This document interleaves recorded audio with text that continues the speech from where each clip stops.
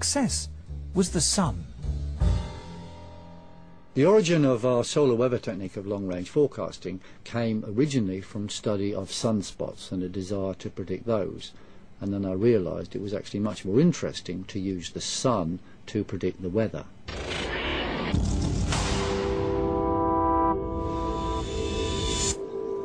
Sunspots, we now know, are intense magnetic fields which appear at times of higher solar activity. But for many hundreds of years, long before this was properly understood, astronomers around the world used to count the number of sunspots in the belief that more spots heralded warmer weather. In 1893, the British astronomer Edward Maunder observed that during the Little Ice Age there were barely any spots visible on the sun, a period of solar inactivity which became known as the Maunder minimum. But how reliable are sunspots as an indicator of the weather? Okay, bye. I decided to test it by gambling on the weather through William Hill against what the Met Office said was a normal expectation. And I won money month after month after month after month. Last winter the Met Office said it could be or would be an exceptionally cold winter. We said, no, that is nonsense, it's going to be very close to normal. And we specifically said when it would be cold, i.e. after Christmas and February. We were right, they were wrong.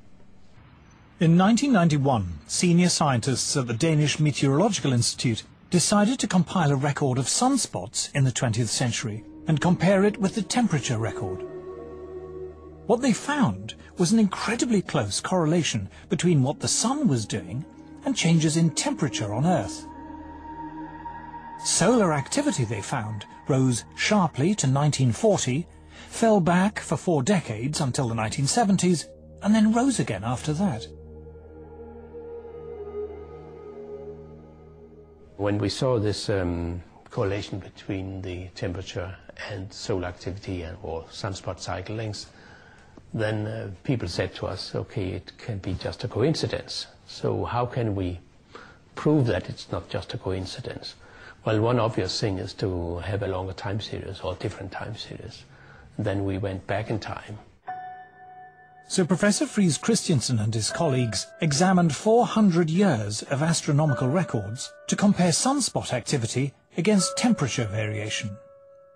Once again, they found that variations in solar activity were intimately linked to temperature variation on Earth.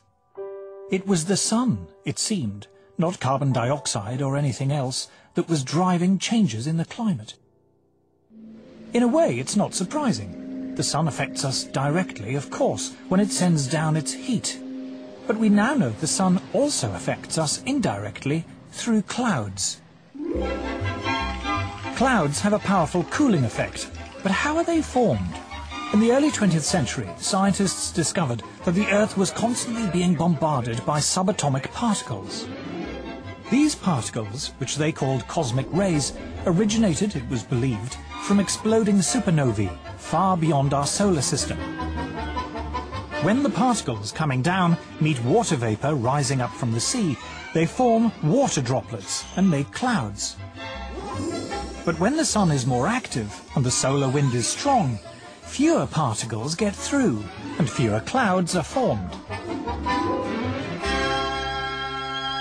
Just how powerful this effect was became clear only recently, when an astrophysicist, Professor Neer Shaviv, decided to compare his own record of cloud-forming cosmic rays with the temperature record created by a geologist, Professor Jan Weitzer, going back 600 million years. What they found was that when cosmic rays went up, the temperature went down.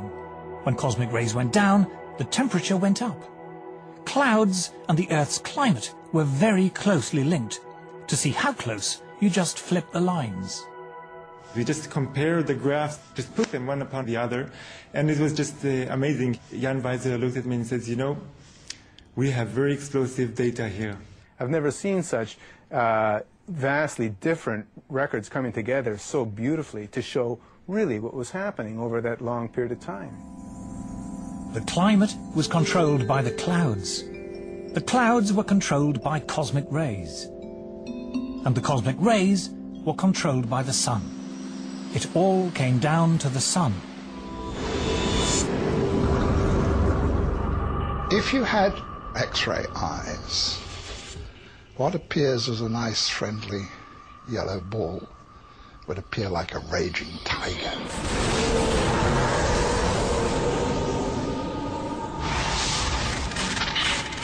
The sun is an incredibly violent beast, and it's throwing out great explosions and puffs of gas, an endless solar wind that's forever rushing past the Earth. We're, in a certain sense, inside the atmosphere of the sun. The intensity of its magnetic field more than doubled during the 20th century. In 2005, astrophysicists from Harvard University published the following graph in the official journal of the American Geophysical Union. The blue line represents temperature change in the Arctic over the past 100 years. And here is the rise in carbon dioxide over the same period. The two are not obviously connected.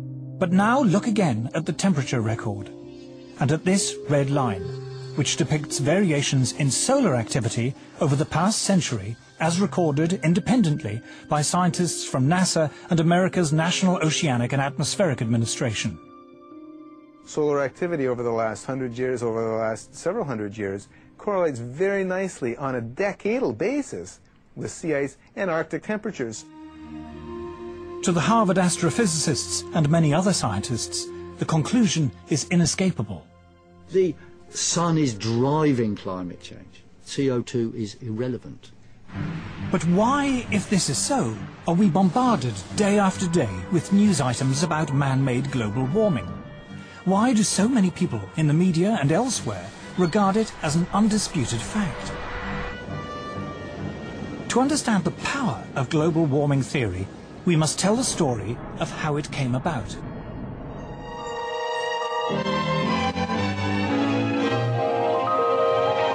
The weather satellite depicts a planet that grieves for its lost harvests. In coming to the parched doom-laden predictions about climate change are not new. In 1974, the BBC warned us of impending disasters which might seem strangely familiar. Again and again, the newsreels have been showing us disasters of the weather. The American Midwest suffered its worst drought since the 1930s, and tornadoes were on the rampage. And what was going to be the cause of these disasters? The man behind the series was former New Scientist editor Nigel Calder. In the Weather Machine, we reported the mainstream opinion of the time, which was global cooling and the threat of a new ice age. Nature's ice dwarfs us. After 4 decades of falling temperatures, experts warned that a cooler world would have catastrophic consequences.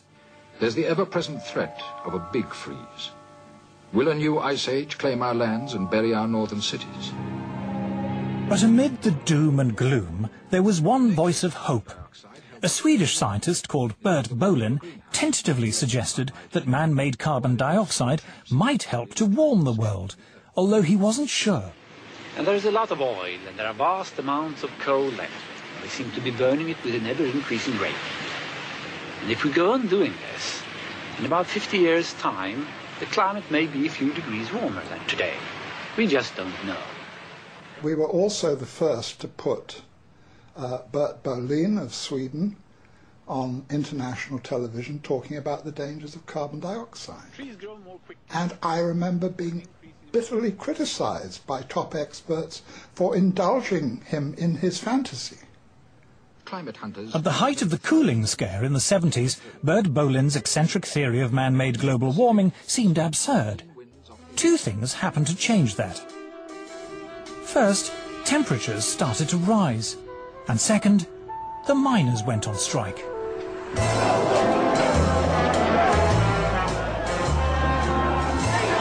To Margaret Thatcher, energy was a political problem. In the early 70s, the oil crisis had plunged the world into recession, and the miners had brought down Ted Heath's Conservative government. Mrs. Thatcher was determined the same would not happen to her. She set out to break their power.